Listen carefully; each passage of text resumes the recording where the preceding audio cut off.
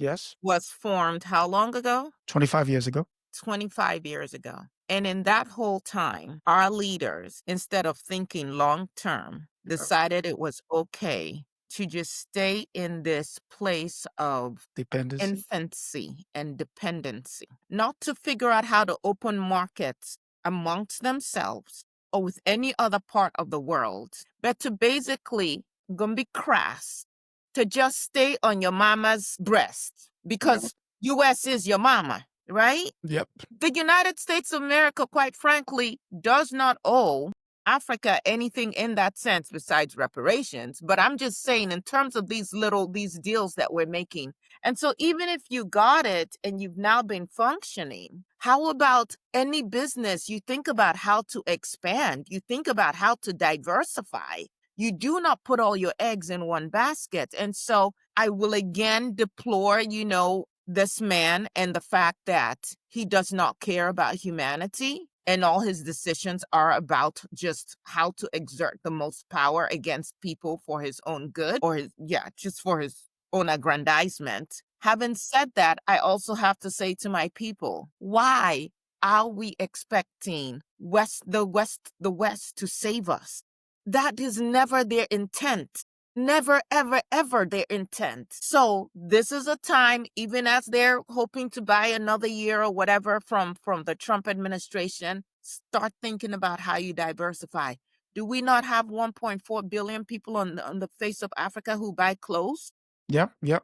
That's the case. So that is what I would say on this one, and that it's a lesson for any of us, even in our own individual businesses, is to make sure that you are not putting all your eggs in one basket and Mm. that you are not forgetting the history of the people that you're working with.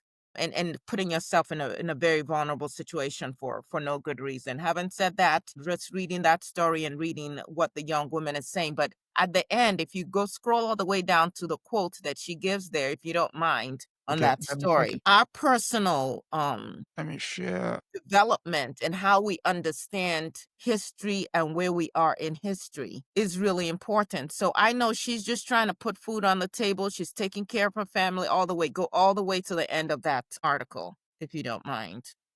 She has Let me, just one request for the Kenyan and US governments: give young people more opportunities. And I would say that request should be for the Kenya and the African governments. We have the youngest group population. of people across the world. Give our young people an opportunity. That's all they're asking for. We have very enterprising young people. Give them an opportunity. But I don't look to the US for anything except if we're getting our reparations. Okay. Come ready? Right. So this goes back to the whole issue that the sister is touching on in terms of dependency. And that's why, the biggest enemies of African people have been the elite bourgeois class that has been governing since so-called colonial rule. It's immeasurable. The betrayals, the suffering, the disaster that they've invited on the African people by their lack of vision and foresight and commitment and willing to sacrifice and to be brave. So Sankara, only in power for 4 years in Burkina Faso, Sankara refused foreign aid. He rejected it. Offered, he rejected it. So I don't want it. If you want to give us tractors so we can increase our output of agriculture, we'll take it.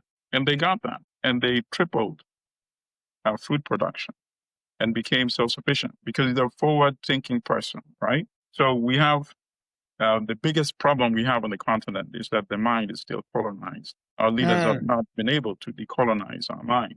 And that's what Sankara was trying to do because, and so Sankara's been long dead. He's gone, killed 1987.